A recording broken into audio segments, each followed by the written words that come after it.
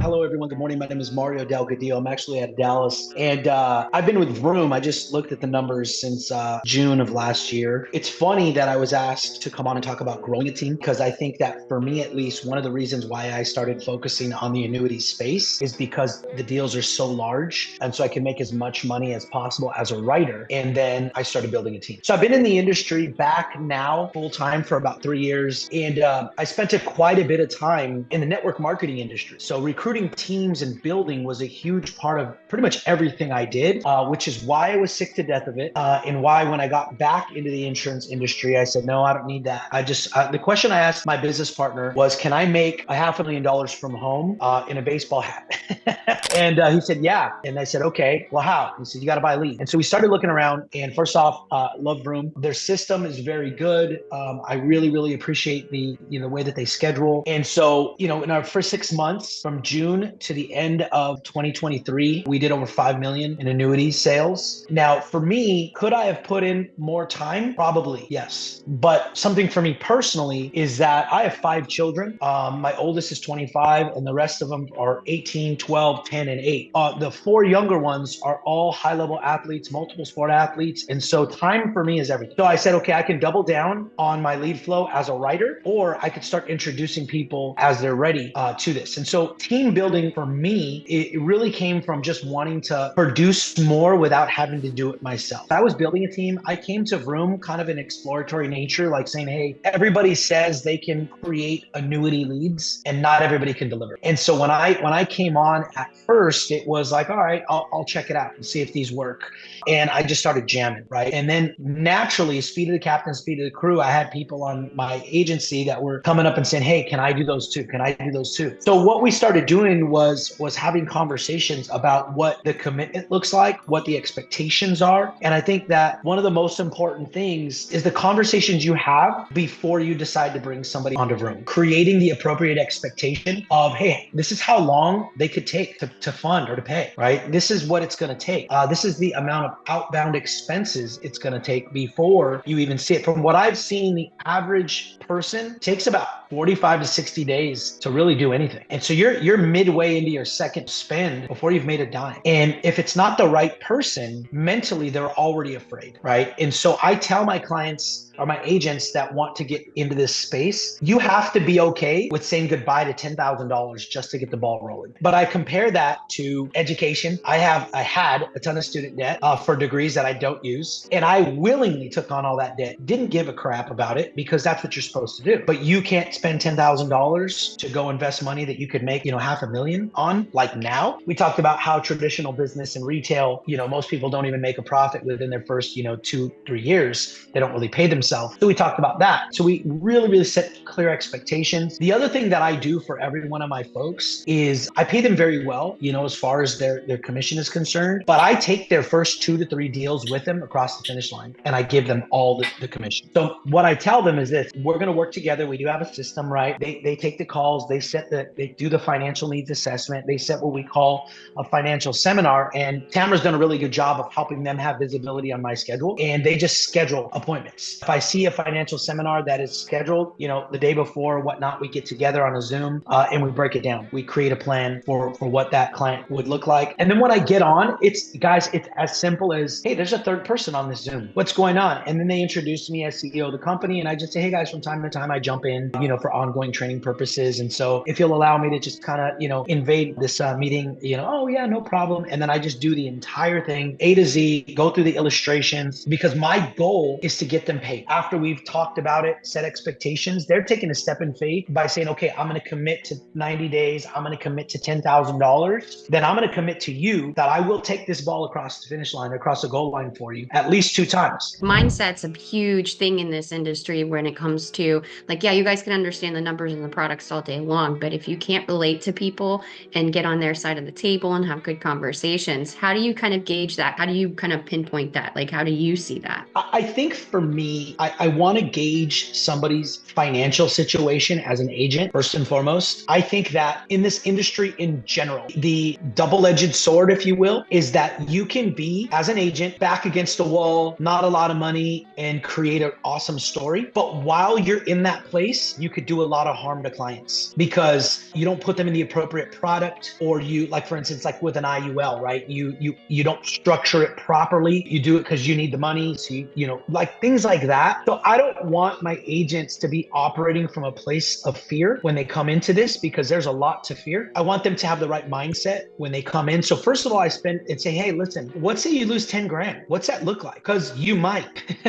And what do you mean? Yeah, like, because they could be great leads, but they're still leads and they're still people. And you might call the greatest lead ever, but he just had a bad morning. He decided to pick up the phone after he and his wife just yelled at each other for 30 minutes, right? Yeah. And then he's going to take it out on you. But if you would have called him in the afternoon, you would have been like, hey, how's it going? It's still a different game, right? And but now there's more money on the line. So I spend enough time making sure that they understand the expectations in regards to money. And then again, the best, and I can't stress this enough, the best thing you could do is help them get paid. Look, when you get a check, and you guys know this, right? When you get a deposit, 20, 30, 40, $80,000 deposit, the next 30 people could tell you to go screw, and you don't care. It doesn't bother you. You're like, okay, you too, have a good day. Like, no big deal. But when you have not made any money and all you're thinking about is this, payment that's going to come out from Vroom, and crap, there's not enough on my credit card, that's going to impact every conversation that you have. And that's where it's like the toilet flushes and they're down the hole. So that's number one. Number two is I want to make sure that they understand the products pretty well. I don't spend too much time there though, to be brutally honest with you, because maybe I'm wrong with this, I don't know, but I think that sometimes, especially when you're dealing in advanced markets, people get way too heady. There's only 1% of people in the world that are really, really smart. And there's a small amount of people that are actually pretty dumb. And I know that's not politically correct, but it's true. Everybody else is just like you and I. They're everyday average people. And if you spend so much time trying to be so heady with people as an agent, not only are you not going to connect, but you're going to get in your own head. So I do want them to have a familiarity with the product, but it's not the end all be all. But the last thing I would say would be a system. I created a simple system for them to the point where we have a very strategic lead. I changed all of our lead statuses. We created a funnel system from new to issue paid, and everybody knows how to move their people through that appropriately. So there's no wiggle room. It's not like, hey, it's your business, do your own thing. No, you spend a huge amount of money to buy a McDonald's franchise and they tell you exactly what to do. You don't have any wiggle room. It's like, hey, I was thinking about making the arches blue. Ain't gonna happen. You've now forfeited your right to be part of our system. So, well, Mario, I'm gonna spend $10,000. Shouldn't I be able to know it? No, you shouldn't, because you're gonna fail. And I'm telling you, you're gonna fail. So let me show you what to do to be successful. So we have very specific scripts. We have very specific timeframes where we take people through the process. I have PowerPoint presentations created for them, which I model everything a couple times before they ever get there. I have recorded conversations. I even have recorded financial seminars with different types of people. So I have a financial seminar that I did live with a client that's analytical. I have a financial seminar that I did live with somebody who's just a fun person. Like, hey, I just want to go and travel in my retirement. When they go through the financial seminar and they know, man, this guy's super heady. He's an analytical guy. He can go and find the analytical presentation, and they can mirror the conversations and the verbiages and the tonality and the things that I'm saying. Because when I got into this industry, my mentor said, Mario, when my words become your words, my income will become your income. In school, we get in trouble for cheating. Not here. I copy everything. Like I don't very often come on these just because I'm usually busy. But the times that I have, man, I've just copied all kinds of stuff because I'm not trying to be the smartest guy. I'm trying to be the richest guy. I want to make as much money as possible. Why would I try to be like, well, I think this. Yeah, well, you're dominating me in production. So I want to do what you do, right? So we have a very simple system that we take them through. We don't ever attempt to do a one call close, right? Every single person's going to go through at least 3 interactions before we ever talk about any type of decision. That's just what I've always done. I feel like it creates the right environment, creates, the right temperature for people. First call, it's really telling people, hey, listen, let me introduce myself. There's 4 things that I do. I help people to eliminate fees, mitigate and eliminate loss, create a plan so that money outlives you, and just generally overall preserve your principal. I then at that point ask them what's got them looking into different options. Usually at that point, I'm waiting to hear I'm not growing enough, or I'm sick and tired of the ups and downs. Because guys, people are going to request because of the word secure and guarantee. Those are the 2 main things, right? If I can secure and and guarantee you while at the same time showing you growth, then you're my best friend. So we're listening to that. I'm just kind of taking some notes. And so then I create my value. So listen, really your X factor with working with me is that I'm not captive, meaning I don't have to push you into one particular product, one particular scenario. I always joke, I say it 1,000 times a day. If I work for Fidelity, I'm going to tell you why Fidelity is the best thing around, right? Because that's all I have. That's not the way that I work. What I'm going to do is I'm going to take a step back and listen to who you are, what you're looking. Are you looking for liquidity? Are you looking for protection? Are you looking for growth? Do you want to figure out a plan for taxes or all of the above? Once I find out who you are, then I get to do what I do, which is go into the marketplace, find the appropriate financial institution, the appropriate product, and the appropriate index to help you accomplish all of the things that you want. Then I come back to you and I'm going to do two things. I'm going to spend a really fair amount of time educating you. Okay. 87% of Americans have never talked to anybody about retirement. And so all I'm doing is just building value and trying to connect with them. And then I'm actually going to show you some real numbers that I'm going to email to you. And at that point, worst case scenario, you'll know without a shadow of a doubt if secure and guaranteed retirement options are for you or not. Oh, okay, great. So with your permission, I'd like to go through a list of questions. Again, I don't need any sensitive data or anything like that, but can I, just to get an idea of where you're at. Then we go through the financial needs assessment call. I have all their information. We schedule the financial seminar. Sometimes you got to get creative. There's a gal in Texas here as well. She's pretty far away. She's 78. Her name's Susie. Her internet is shot. She's out in the country. I said, okay, if I sent you a YouTube link, would you watch it? He said, sure. So I filmed the entire financial seminar on Zoom, recorded myself, and went through her illustrations. Then I sent her an email that was, the body of the email was just like a checklist of everything, like highlights. There was a link at the top and all of her illustrations. I asked her to watch it, and then we talked to each other. So I got a notification she watched it, called her back in a couple days. Again, she's an older lady. I said, listen, how comfortable do you feel? Not that comfortable, but I really like it. Listen, watch it again. Let's talk on Monday. So I gave her a second time to watch it. And I just got off phone with her the other day. She's going to probably roll over about 575,000 combined. Didn't even do a Zoom with her. One tool that I use that's really, really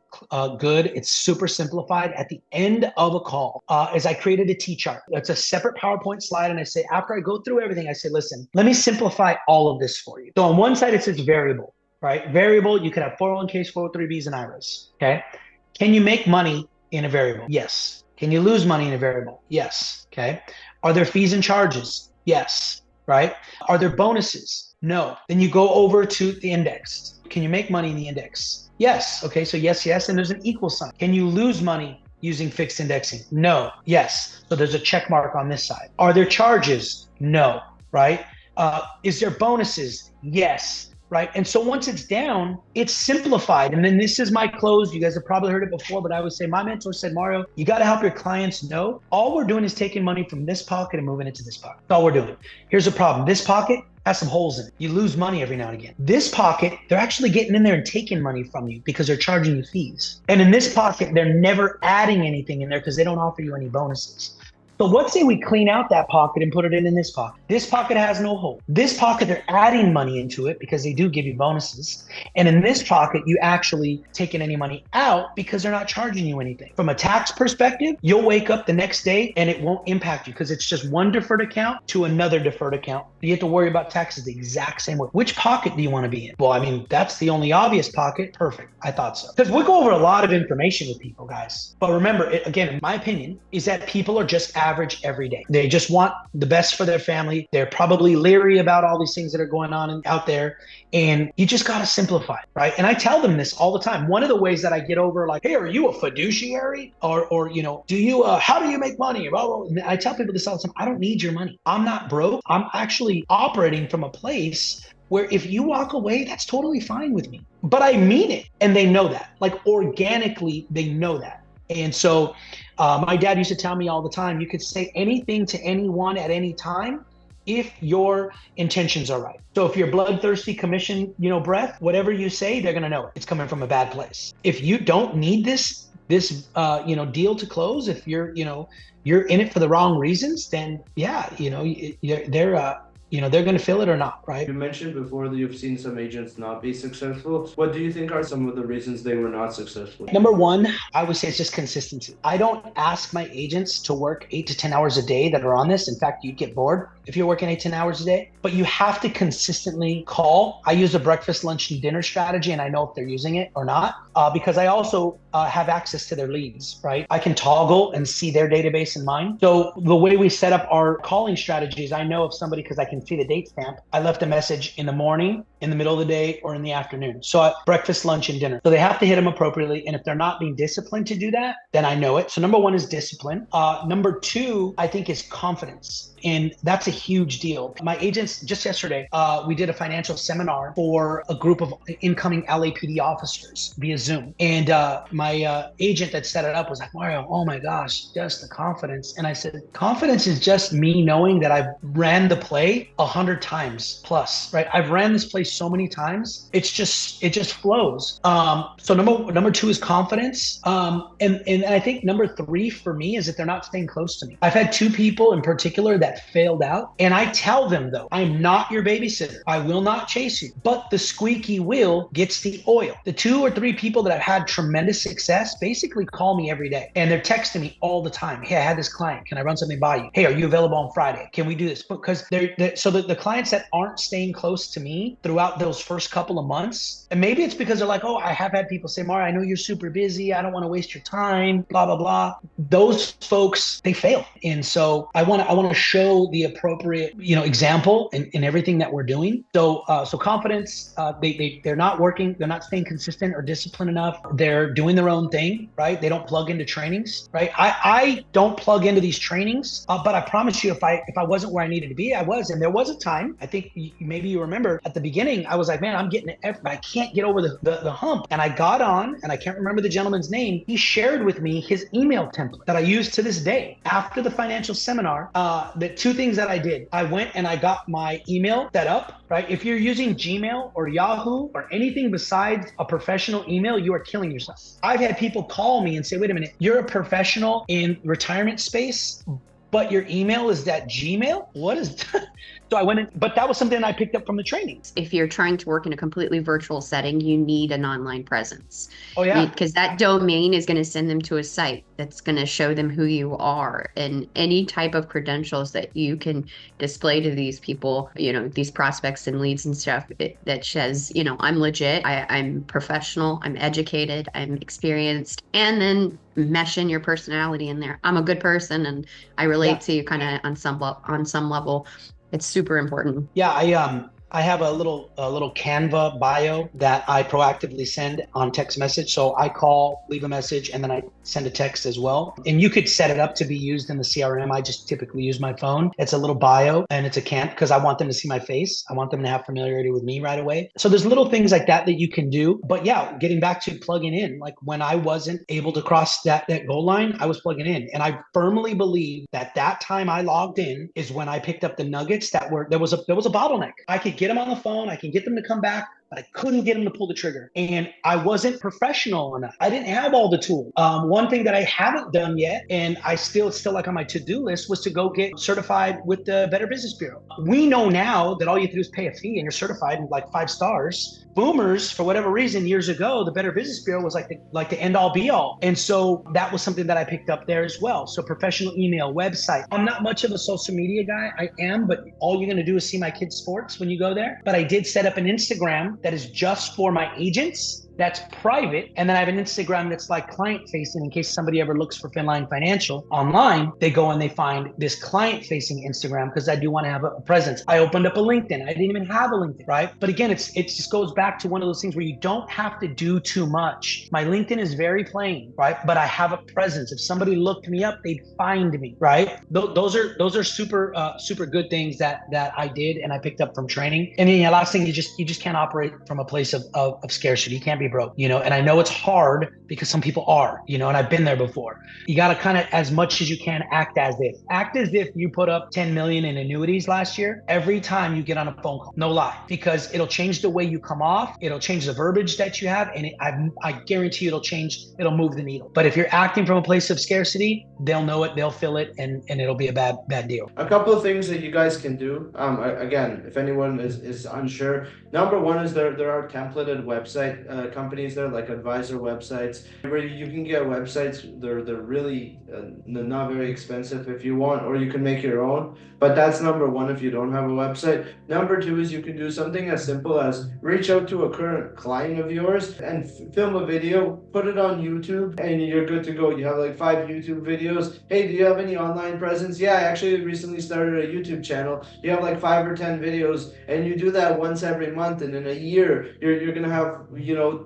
videos. If you do 5 right away, which you can bang out, you're gonna have 17. No one's gonna look at all 17 YouTube videos, but that's gonna be like, oh, do you have an online presence? Yeah, I'm on YouTube. I do regular talk shows there. Boom, and it positions you as an authority. And anyone can make a YouTube channel. Literally all you need is a camera. If you have an iPhone, you have more tools, or Android, you have more tools than you need for that. So don't overthink things. They're very simple. Yeah, what he said was really important. But I have just said, hey, if I have somebody who wants to call you, would you be okay with that? Sure. Just their name and number, guys, speaks volumes to the client. Like I don't know that I've had many that have actually called, but the simple fact that they're there, that means enough. Like, oh, he's got 6 people I could call and their name and number is right there. That in and of itself lends itself to credibility. And I have had people that will text him, because they'll text me and they're like, hey, I just talked to Joe. Oh, really? Joe Ramirez. Oh, sweet. Yeah, he's just asking how it went. And they'll literally tell me, hey, I think you got him. He's going to do it. And I'm like, oh, cool. Thanks, man.